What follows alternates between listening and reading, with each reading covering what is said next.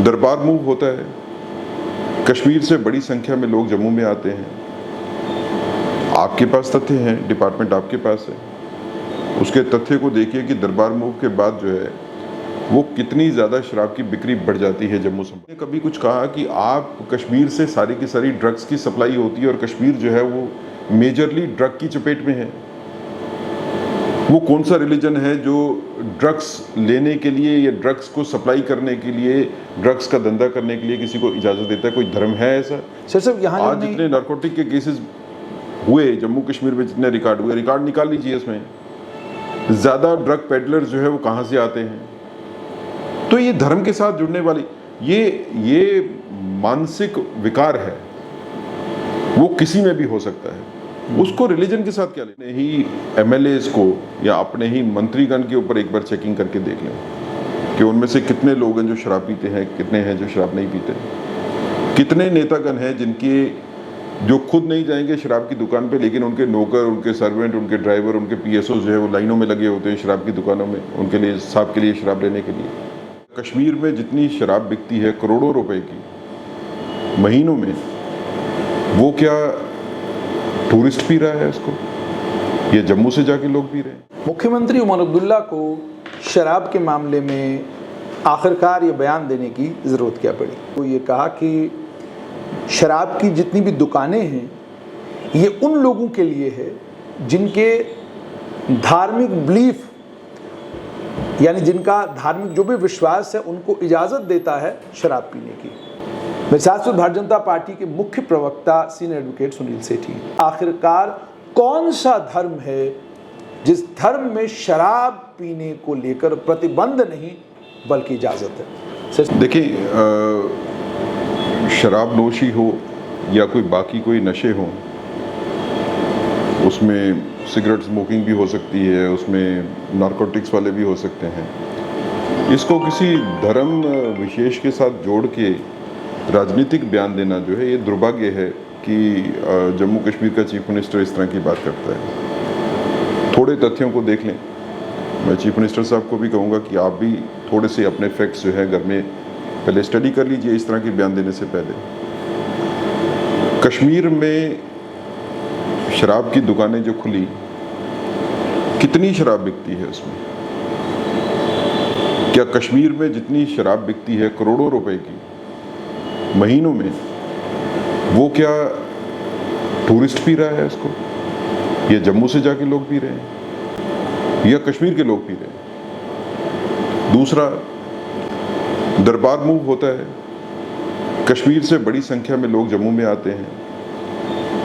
आपके पास तथ्य हैं, डिपार्टमेंट आपके पास है, उसके तथ्य को देखिए कि दरबार मूव के बाद जो है वो कितनी ज़्यादा शराब की बिक्री बढ़ जाती है जम्मू संभाग में भी। हम किसी के ऊपर उंगली नहीं उठा रहे। कोई शराब पीता है या नहीं पीता है, ये उसकी पर्सनल ओपिनियन हो सकती है। ठीक, कोई धर्म ये नहीं कहता है कि शराब पीनी चाहिए। हर धर्म का ये मानना है कि आदमी को लाइफ सिंपल जीनी चाहिए। मुझे लगता है कि धर्म किसी विशेष के ऊपर कटाक्ष करना जो है वो चीफ मिनिस्टर साहब को शोभा नहीं देता। अगर चीफ मिनिस्टर साहब अपने ही एमएलएस को या अपने ही मंत्रीगण के ऊपर एक बार चेकिंग करके देख लें कि उनमें से कितने लोग हैं जो शराब पीते हैं, कितने हैं जो शराब नहीं पीते, कितने नेतागण हैं जिनके जो खुद नहीं जाएंगे शराब की दुकान पे, लेकिन उनके नौकर, उनके सर्वेंट, उनके ड्राइवर, उनके पीएसओ जो है वो लाइनों में लगे होते हैं शराब की दुकानों में, उनके लिए, साहब के लिए शराब लेने के लिए। क्या ये तथ्य जो है वो चीफ मिनिस्टर साहब को पता नहीं है? 100% पता है। लेकिन चीफ मिनिस्टर साहब जो है वो जो लिकर लॉबी है उसको नाराज भी नहीं करना चाहते, और राजनीतिक खेल इस तरह से खेलना चाहते हैं कि वो जम्मू संभाग के लोगों को जो है वो कटघरे में खड़ा करने की कोशिश कर रहे हैं कि जम्मू संभाग के लोग जो हैं वो तो आदी हैं शराब पीने के।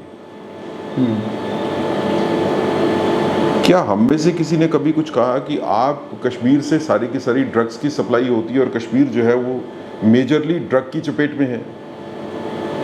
वो कौन सा रिलीजन है जो ड्रग्स लेने के लिए या ड्रग्स को सप्लाई करने के लिए, ड्रग्स का धंधा करने के लिए किसी को इजाज़त देता है? कोई धर्म है ऐसा?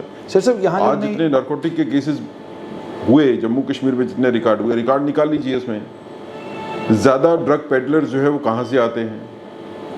तो ये धर्म के साथ जुड़ने वाली ये मानसिक विकार है, वो किसी में भी हो सकता है, उसको रिलीजन के साथ क्या लेना देना। अच्छा मुझे बताइए, यहाँ ये जो कह रहे हैं कि those who religious tenets permit the use और consumption of alcohol are free to do so, क्या आप तो बहुत बड़े वकील हैं, क्या आपके सामने है कोई ऐसा धर्म जहाँ पर कौन सा धर्म है जो ये कहता है कि आप शराब पी सकते हो या बाकी नशे कर सकते हो? मतलब ये चीफ मिनिस्टर ऐसा है कि जिसको इस चीज़ की फिक्र नहीं है कि कश्मीर इस टाइम पे नशे की लत में इतनी बुरी तरह से इन्वॉल्व है। कश्मीर का यूथ जो है वो इतना ज़्यादा प्रभावित है, वो चाहे शराब का नशा होगा, चाहे ड्रग्स का नशा होगा, चाहे वो फार्मास्यूटिकल ड्रग्स का नशा होगा, चीफ मिनिस्टर साहब उनके ऊपर काम करने के लिए राजी नहीं है और बयानबाजी ये करते हैं कि नहीं नशा मेरे घर में ज़रूर हो रहा है, लेकिन रिस्पॉन्सिबिलिटी जो है उन लोगों की है जो कश्मीर में नहीं रहते, जो बाहर रहते हैं। परमिट तो आप ही कर रहे हो। आज के दिन में कश्मीर से शराब की बिक्री में कितना रेवेन्यू आता है? और मुझे बताइए, चीफ मिनिस्टर साहब जो ये बात करते हैं धर्म के साथ जो है वो शराब नोशी को जोड़ने की कोशिश करते हैं। गुजरात में प्रीडोमिनेंटली कौन सा रिलीजन है? तो पाबंदी है शराब पे। बिहार में शराब पे पाबंदी है, कौन सा प्रीडोमिनेंट रिलीजन है? गुजरात की गवर्नमेंट ने या बिहार की गवर्नमेंट ने तो कभी नहीं कहा कि हम यहाँ पे कोई रिलीजन जो है वो परमिट करता है शराब पीना तो हम परमिट करेंगे। किसी नशे का किसी धर्म के साथ कोई लेना देना नहीं होता। सिर साहब मुझे ये भी बताइएगा कि आप चूंकि इस मामले को लंबे समय से देख रहे हैं, एक्साइज डिपार्टमेंट केंद्र शासित प्रदेश में 2019 के बाद उपराज्यपाल के पास आया। जम्मू कश्मीर में आपके जहन में कुछ है कि जब जो शराब की दुकानें पहले यहाँ खुली, लाइसेंस किन लोगों ने बांटे थे? क्या बीजेपी की सरकार ने बांटे थे? क्या कांग्रेस के वित्त मंत्री ने बांटे थे? पीडीपी के वित्त मंत्री ने बांटे थे? किसने बांटे थे? क्योंकि देखिए आज तो ठीक है, कटाक्ष आप पर हो सकता है कि 2014 के बाद तो सत्ता में आप है, आपको बैन कर देना चाहिए था, लेकिन इतिहास क्या बताता है कि दुकानें सबसे पहले जम्मू कश्मीर में किसने खुलवाई, परमिट किसने दिए, दुकान कैसे खुली, शराब कैसे आई? देखें, आर्टिकल 370 के ख़त्म होने के बाद शराब के लाइसेंसेस की बिक्री जो हुई वो ऑक्शन प्रोसेस से आ गई, ठीक। लेकिन उससे पहले तो उसका आवंटन जो है वो मंत्रियों की लेटर्स के ऊपर जो है होता रहा है और नेशनल कॉन्फ्रेंस की गवर्नमेंट में होता रहा है। डॉक्टर साहब जब चीफ मिनिस्टर थे, कितने जो है लाइसेंसेस जो है उस टाइम पे लेकर के लाइसेंसेस जो है वो इशू हुए। उससे पहले शेख साहब के टाइम पे भी कितने लाइसेंसेस इशू हुए, तब तो कोई ट्रांसपेरेंट पॉलिसी नहीं थी। तो ये सारे के सारे लोग जो है वो पॉलिटिकल पार्टीज के जो करीबी होते थे, जो रूलिंग पार्टी के, हम तो रूलिंग नहीं थे, रूलिंग पार्टी के जो करीब होते थे उनको लाइसेंसेस मिल जाते थे शराब की दुकानों के। ठीक। ये मिलिटेंसी की राइज के बाद जो है वो कश्मीर में कुछ देर तक जो है वो शराब जो है वो रुकी, उसके डिफरेंट रीजंस थे, लेकिन उससे मिलिटेंसी आने से पहले जो है कश्मीर में कितनी दुकानें थी शराब की, कितने रेस्टोरेंट्स थे। तो आप ही लोग रिस्पॉन्सिबल हो जिन्होंने शराब की दुकानें कश्मीर में और जम्मू में दोनों जगह खुलवाई थी। ठीक। लत शराब की आप लोग डलवाने में सबसे आगे रोल आपका है, आपका किरदार है, और आज आप क्वेश्चन करते हो कि शराब जो है वो एक धर्म विशेष के साथ जुड़ा हुआ मुद्दा है।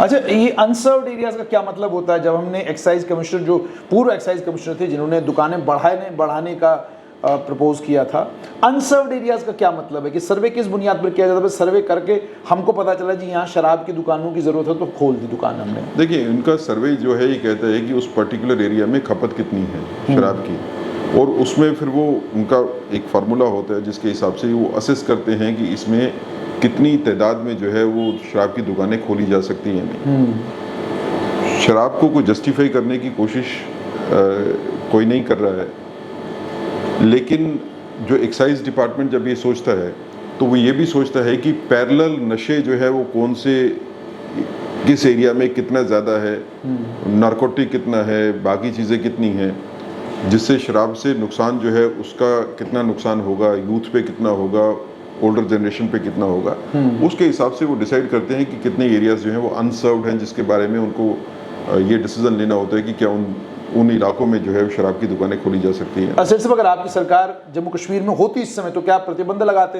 2014 के बाद आपकी सरकार थी, आपको मौका था, आपने प्रतिबंध नहीं लगाया। और ये भी देखने को मिला कि जब शराब की दुकानें जम्मू में अलग अलग जगहों पर खुली, महिला शक्ति बाहर निकली, नारी शक्ति ने ज़बरदस्त प्रदर्शन किए, आपके खिलाफ नारेबाजी हुई, कहा गया कि यहाँ दुकान नहीं खुलनी चाहिए, दुकान बंद करो। लेकिन प्रशासन ने दुकानें खोली। तो आप जाती तौर पर भारतीय जनता पार्टी के मुख्य प्रवक्ता के तौर पर क्या मानते हैं, क्या जम्मू कश्मीर जैसा केंद्र शासित प्रदेश जिसके पास रेवेन्यू के स्रोत बहुत थोड़े से हैं, क्या हम शराब पर प्रतिबंध लगा सकते हैं? देखिए, ऐसा है कि कोई भी इस तरह का फैसला विदाउट साइंटिफिक स्टडी के नहीं होता। कुछ स्टेट्स जहाँ पे शराबबंदी हुई वहाँ पे उनको रिवर्स करना पड़ा बाद में रिवर्स करना पड़ा डिसीजंस को। कुछ जगह पे जहाँ पे शराबबंदी हुई वहाँ पे ऐसे इंसिडेंट्स भी काफ़ी आ गए कि नकली शराब बननी शुरू हो गई, जहरीली शराब बननी शुरू हो गई, जिसके सेवन के बाद जो है लोगों की डेथ भी हुई। तो एक साइंटिफिक स्टडी की ज़रूरत ज़रूर है इसमें कि जम्मू कश्मीर में शराब को अगर परमिट करना है तो किस पैमाने पे करना चाहिए, किन एरियाज़ में करना चाहिए।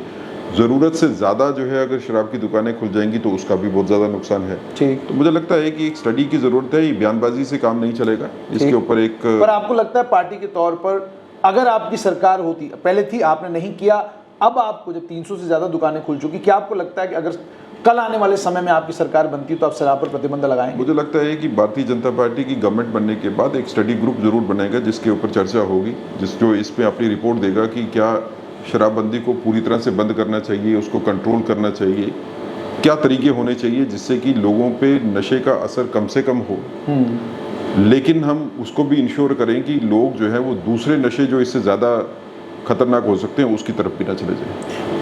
अभी आपको पिछले दिनों स्टडी भी एक आई जिसमें यह बताया गया कि घाटी में बहुत बड़े पैमाने पर युवक नशा कर रहे हैं, ड्रग एडिक्ट हो चुके हैं, और बहुत बड़ी स्टडी भी उसकी आई। अब उसको ध्यान में रखते हुए आपसे ये समझना चाहूँगा कि शराब पर आप प्रतिबंध चाहते हैं, लेकिन नशा तो खुलेआम बिक रहा है और कई जगहों पर सरकार ने कार्रवाइयाँ भी की। तो सेठ साहब मुझे ये बताइए कि एक तरफ इतने भयंकर नशे हैं जिन नशों से एक नौजवान बिल्कुल मुकम्मल तौर पर ख़त्म हो रहा है, उसको लेकर सरकार कितनी गंभीर है और शराब को लेकर सरकार कितनी गंभीर है? देखिए, आपको अगर लड़ना है तो हर नशे के खिलाफ लड़ना है। खाली एक नशा आप ये फिक्स कर लो कि हमको शराब के खिलाफ लड़ना है लेकिन बाकी नशों के बारे में हमको चिंता नहीं करनी है, उससे काम नहीं चलेगा। आपको एक कंसर्टेड पॉलिसी रखनी पड़ेगी कि नशा मुक्त जम्मू कश्मीर अगर करना है तो उसमें जो नशों की तस्करी होती है उसको भी रोकना है। फिर आपको ये भी सोचना पड़ेगा कि क्या स्मोकिंग को भी अलो करना है या नहीं करना है, उसका ज़्यादा नुकसान है सेहत के ऊपर। फार्मास्यूटिकल ड्रग्स की अब्यूज़ जो है वो सबसे बड़ी प्रॉब्लम है जम्मू कश्मीर फेस कर रहा है। ठीक, वो शायद उस लेवल पे पहुंच रही है जिस लेवल पे पंजाब में थी, लेकिन फार्मास्यूटिकल ड्रग्स की अब्यूज़ को रोकने के लिए गवर्नमेंट की तरफ से कोई प्रावधान नहीं है। फार्मास्यूटिकल ड्रग्स जो है वो तो ड्रग्स कंपनी से निकलती हैं, ठीक, जिसका बैच नंबर होता है, उसके अब्यूज़ को, मिसयूज़ को जो है वो रोका जा सकता है, लेकिन गवर्नमेंट उसके ऊपर काम नहीं कर रही। तो इस तरह की बयानबाजी से काम नहीं चलेगा। अगर आप रियली इंटरेस्टेड हैं कि जम्मू कश्मीर में नशा जो है वो कम होना चाहिए, ख़त्म होना चाहिए, तो उसके ऊपर काम करना पड़ेगा। तो व्यू जो है वो ऐसा ज़रूर लेना चाहिए गवर्नमेंट को कि जिसमें एक डिसीज़न हो, नशा मुक्त जम्मू कश्मीर की तरफ काम करना है तो उसको एक ही टाइम पे स्टेप नहीं उठाए जा सकते, आहिस्ता आहिस्ता स्टेप भी उठाने की ज़रूरत अगर होगी तो वैसे भी करना चाहिए। लेकिन इस तरह की बयानबाजी से लड़ाई जो नशे के खिलाफ लड़ाई है उसमें नुकसान होता है, उससे फ़ायदा नहीं होता, जैसा बयान जो है चीफ मिनिस्टर साहब देते हैं। बहुत बहुत शुक्रिया। तो आपने सुन लिया भारतीय जनता पार्टी के मुख्य प्रवक्ता सीनियर एडवोकेट सुनील सेठी का ये कहना है कि अगर भारतीय जनता पार्टी की सरकार जम्मू कश्मीर में आने वाले समय में बनती है तो हम शराब पर प्रतिबंध को लेकर कमेटी ज़रूर बनाएंगे, मालूम करेंगे कि क्या साइंटिफिक तौर पर कैसे इसकी रोकथाम की जा सकती है। साथ में उन्होंने एक और बात कही कि प्राथमिकता ये होनी चाहिए कि जो नशे के शिकार हमारे युवा हो रहे हैं, हेरोइन और अलग अलग तरीके के नशों में पड़े हुए हैं, उस पर ज़्यादा ज़रूरत है सख्ती करने की, और साथ साथ में सरकार को बचना चाहिए ऐसे बयानों से जिन बयानों में वो धर्मों के साथ जोड़कर शराब को दिखाने की कोशिश कर रहे हैं।